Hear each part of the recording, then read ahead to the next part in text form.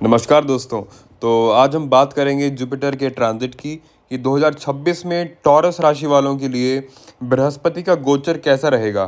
तो बृहस्पति जो हैं वो टॉरस राशि वालों के लिए दूसरे घर में गोचर कर रहे हैं मिथुन राशि के अंदर। अब रिजल्ट समझने के लिए हमें दो तीन चीज़ें समझनी होंगी। तो आइए देखते हैं कि जो दूसरा जो घर होता है कुंडली का वो किस चीज़ का है, वो क्या शो करता है। जो दूसरा घर है कुंडली में वो एसेट्स का घर है, वो वेल्थ का घर है, फैमिली रिसोर्सेज, फूड डाइट और इनहेरिटेंस, और आपके टीथ और आपके फेस को सेकंड हाउस रिप्रेजेंट करता है। अब दूसरी चीज़ कि जुपिटर जो है अगर सेकंड हाउस में है तो जुपिटर पहले तो है कैसा ग्रह है, वो क्या रिप्रेजेंट करता है। तो Jupiter basically is wisdom, expansion, consulting, और धर्म की बात जब भी होगी तो जुपिटर की बात होगी। और जो रिलीजन के एथिक्स होते हैं वो भी हम जुपिटर से देखते हैं। तो ये सब कुछ कारक हैं जुपिटर के। अब तीसरी चीज़ जो कि इम्पॉर्टेंट है कि जो जुपिटर का गोचर जेमिनाई के अंदर हो रहा है, और जेमिनाई किसकी राशि है, जेमिनाई मरकरी की राशि है। तो मरकरी क्या रिप्रेजेंट करते हैं, mercury is intellect, that the trade, the skills of hands, जो राइटिंग, आपकी जो राइटिंग स्किल्स होती हैं, that is mercury Gemini, and the speaking is also Gemini.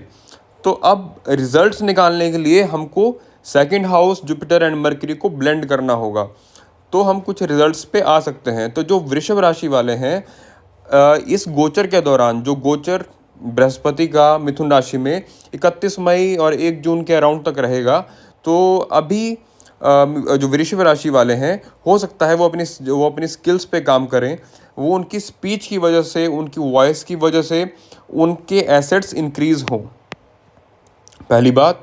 दूसरी बात यह है कि उनकी जो वाणी होगी, उनकी जो स्पीच होगी, उसमें जुपिटर का एलिमेंट रहेगा। उनकी बातों में विजडम रहेगा, उनकी जो बातों में एक भारीपन रहेगा, तो ये भी हम देख सकते हैं। तीसरी बात, उन्हें उनकी जो रिसोर्सेज हैं, रिसोर्सेज में बढ़ोतरी हो सकती है, क्योंकि जुपिटर जो है वो सेकंड हाउस में बैठे हैं, तो ये डेफिनेटली रिसोर्सेज को एक्सपेंड करेगा। और नेक्स्ट थिंग इज़ कि वो डाइट पे स्पेशली, जब सेकंड हाउस में आएंगे तो डेफिनेटली जो वृषभ राशि का जो इंसान होगा वो डेफिनेटली सोचेगा कि मैं अपनी डाइट को इम्प्रूव करूं, मैं अपने खान पान को शुद्ध करूं, सात्विक करूं। और चौथी चीज़ हो सकती है कि अगर दांतों को लेके कोई दिक्कत अगर चल रही है तो वो इस ट्रांजिट के दौरान अ, वो ठीक हो जाए। अगर मान लीजिए किसी के दांत में खराबी है, या किसी का दांत खराब है, कुछ मुंह के अगर कुछ मुंह के अंदर प्रॉब्लम है, तो इस ट्रांजिट के दौरान उसका सल्यूशन मिल सकता है।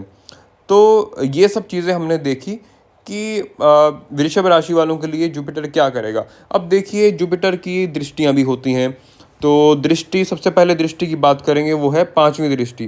तो जुपिटर जब मान लीजिए छठे घर को देखेगा पांचवी दृष्टि से, तो इसमें क्या होगा, इसमें ये हो सकता है कि आपके ऊपर अगर कोई लिटिगेशन, कोई कोर्ट केस चल रहा हो, तो उससे आपको मुक्ति मिल सकती है।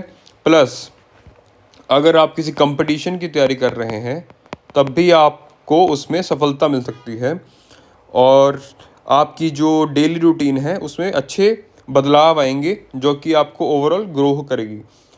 अब जुपिटर की जो सातवीं दृष्टि है, that will be on eighth house. Eighth house किस चीज़ का है, एट्थ हाउस है अकल्ट का, एट्थ हाउस है एस्ट्रोलॉजी का, छुपी हुई चीज़ों का। तो और इन इनहेरिटेंस का भी जो एट्थ हाउस से ही हम देखते हैं। तो हो सकता है कि इस ट्रांजिट के दौरान आपको इनहेरिटेंस से रिलेटेड कुछ चीज़ों में फ़ायदा हो, आपका अकल्ट के अंदर आपका मन लगे, या आपकी सोच अकल्ट की तरफ थोड़ी उसकी तरफ जाए, अकल्ट की तरफ जाए। और जुपिटर की जो नाइन्थ दृष्टि है वो आपके कर्म स्थान पे रहेगी, तो आपका जो कर्म होगा वो इम्प्रूव करेगा। ओवरऑल कर्म जो होगा, आपका जो करियर में आप जो काम कर रहे हैं उसमें बढ़ोतरी देखिए, उसमें बढ़ोतरी देखी जाएगी। आपका कर्म अपलिफ्ट होगा, वो प्रमोट होगा। तो इस तरह से जुपिटर की दृष्टियाँ बेनिफिक ही होती हैं और आपको अच्छा रिजल्ट देंगी। अब हम एक और अगर कोई एस्ट्रोलॉजी को सीखना चाहता है तो मैं तीसरा पार्ट डिस्कस कर लेता हूँ यहाँ पे। अब मानिए कि यहाँ पे इस कुंडली में 11 नंबर में अगर मान लीजिए कि शनि बैठे हों,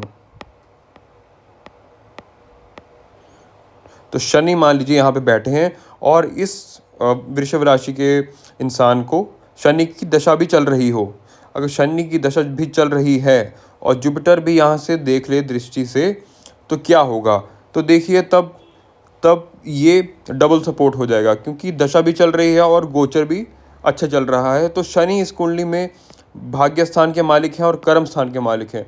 तो डेफिनेटली हो सकता है कि जो इस इंसान का जो अगर करियर में अगर किसी प्राइवेट कंपनी में काम करते हैं या फिर सरकारी में भी काम करते हैं, तो इनकी प्रमोशन हो जाए। और शनि 9th हाउस के भी कारक हैं, तो ये इंसान फॉरेन भी जा सकता है, लॉन्ग ट्रैवल भी कर सकता है। फॉरेन के लिए हमें और कॉम्बिनेशन देखने होते हैं कि चंद्रमा का राहु के साथ कुछ संबंध आए और 12th हाउस भी एक्टिवेट होना चाहिए। और जैसे मान लीजिए अब मंगल किसी का छठे घर में बैठा है तुला राशि में, तो किसी का अगर लिटिगेशन चल रहा है और या किसी का कोर्ट केस या कुछ ऐसा चल रहा है, तो जुपिटर की दृष्टि भी छठे घर पे है, जो कि ब्लेसिंग है। और मंगल की दशा भी अगर चल रही है यहाँ पे, तो हो सकता है कि उसे उस कोर्ट केस से मुक्ति मिले। बट इसमें और भी चीज़ें होती हैं कि गोचर सिंपली आपको हमेशा अच्छा ही नहीं करेगा। अब जैसे मान लीजिए कि जुपिटर के ट्राइन में अब मान लीजिए कि जुपिटर के ट्राइन में अगर यहाँ पे राहु बैठे हों, तो राहु क्या है? राहु ड्रैगन हेड है। तो जुपिटर जब इसके ट्राइन में आएंगे, तो जुपिटर प्राण शक्ति है और राहु जो है वो ड्रैगन हेड है। तो जुपिटर जब भी राहु के ट्राइन में जाते हैं तो प्राण शक्ति को कमज़ोर करते हैं। तो इसलिए आपको डेंगू, मलेरिया ऐसी चीज़ों से बचना चाहिए जो कि बॉडी में सेल्स की कमी करते हैं। जैसे डेंगू होने पे जो वाइट ब्लड सेल्स होते हैं वो कम हो जाते हैं, जिससे कि व्यक्ति की जान को कई बार खतरा हो जाता है।